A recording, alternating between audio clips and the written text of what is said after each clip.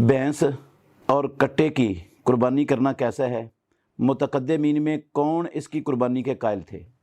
ये मसला अहले इल्म में इख्तिलाफ़ी है। जो मैं समझता हूँ दयानतदारी और इंसाफ के साथ, मेरी अपनी तहकीक है, वो मैं आपके सामने रखता हूँ। मैं अपनी तहकीक को किसी पर मुसल्लत नहीं करता कि लाजमी तौर पर यही मानो। अगर आपको मेरे दिए हुए दलाइल अपील करते हैं तो मान लें, और अगर किसी और के दलाइल अपील करते हैं तो उसकी बात मान लें। ये इज्तिहादी सा मसला है, और इस मसले में जो है ना वो इंतशार और इफ्तिराक का बायस बनाना और एक दूसरे पर फतवे जड़ना और एक दूसरे के ख़िलाफ़ जो है ना महाज खड़े कर देना, इसकी इस्लाम हमें इजाज़त नहीं देता।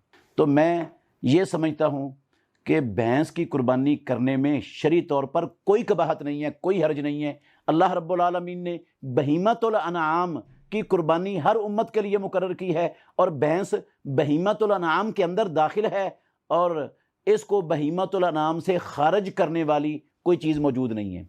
रहा कि रसूल मुकर्रम सल्लल्लाहु अलैहि वसल्लम और सहाबा ने भैंस की कुर्बानी नहीं की, तो ये बात ठीक है। सवाल ये पैदा होता है कि क्यों नहीं। इसलिए नहीं की कि भैंस अरब इलाके का जानवर था ही नहीं, आज भी नहीं है अरब इलाके में। मदीना यूनिवर्सिटी में मेरे साथ एक भाई पढ़ते थे, खालिद उनका नाम था, अल्लाह उसकी हिफाजत फरमाए। बड़ा नेक आदमी था, शादीशुदा भी था, 2 बच्चे थे। एक दिन हम बैठे हुए बात कर रहे थे, तो उसने कहा कि मैंने भैंस नहीं देखी आज तक। मैं हैरान हो गया। पहले तो मैंने समझा शायद मुझे मजाक कर रहा है। मैंने कहा कि आपने भैंस, कहता अल्लाह की कसम नहीं देखी। मैंने कहा क्यों नहीं देखी? कहता है हमारे कुवैत में ये चिड़ियाघर में होती है, मैं कभी चिड़ियाघर में गया ही नहीं। तो आप समझ सकते हैं जिस इलाके के अंदर ये भैंस चिड़ियाघर का जानवर है, वहाँ कुर्बानी करने के लिए कहाँ से मिल जाएगा। तो कुर्बानी इसलिए नहीं की नबी सल्लल्लाहु अलैहि वसल्लम और सहाबा ने, वहाँ था ही नहीं। ये बहीमतुल अनाम में है लेकिन था नहीं, पाया नहीं जाता था वहाँ। आप सल्लल्लाहु अलैहि वसल्लम ने टेढ़ी बकरी की कुर्बानी नहीं की। हमारे मुआशरे में हर आलिम वो टेढ़ी बकरी की कुर्बानी की इजाज़त देता है।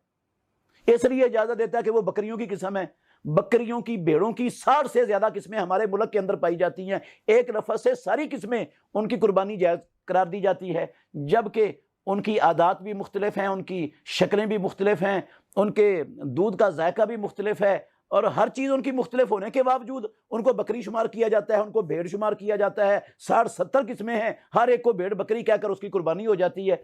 तो ये जो है ना रसूलुल्लाह सल्लम का ना करना वो तो इस वजह से था। अगर अल्लाह के नबी ने नहीं की, सहाबा ने नहीं की, इसलिए जायज़ नहीं है, तो प्यारे पैगंबर ने तो फिर कट्टे का गोश्त भी नहीं खाया, भैंस का दूध भी नहीं पिया, उसका भी फिर इनकार कर देना चाहिए। तो अगर आप कट्टे का गोश्त खाने को जायज़ समझते हैं, भैंस की कुर्बानी अपना दूध पीने को जायज़ समझते हैं, अल्लाह के नबी ने नहीं खाया नहीं पिया, तो फिर आप क्यों खाते और पीते हैं? इसलिए कि हलाल है ना। कुर्बानी इसलिए है कि वो बहीमतुल अनाम के अंदर शामिल है। वैसे भी जितने अहले लुगत हैं, ये कुरान और हदीस अरबी ज़ुबान में आया है।